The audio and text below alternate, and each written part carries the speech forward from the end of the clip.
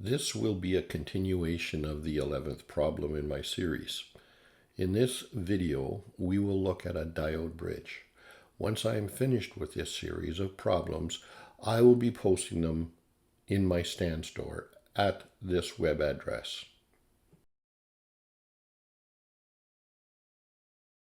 Using the same topology of this circuit, but replacing the DC source with an AC source, and the 4 resistors with properly biased diodes, one obtains a simple rectifier circuit for converting AC input to a unidirectional DC output. This is often referred to as a diode bridge or full-wave rectifier.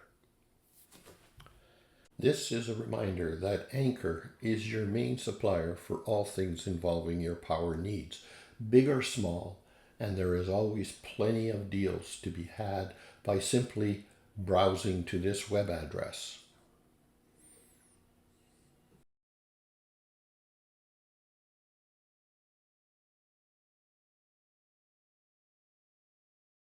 And remember, this video has been brought to you by PSPT, where you will find electrical training videos when you go to this web address, which will also give you a free copy of my 50-page crib sheets that you can use while viewing any of my courses, or just keep it handy during your everyday work.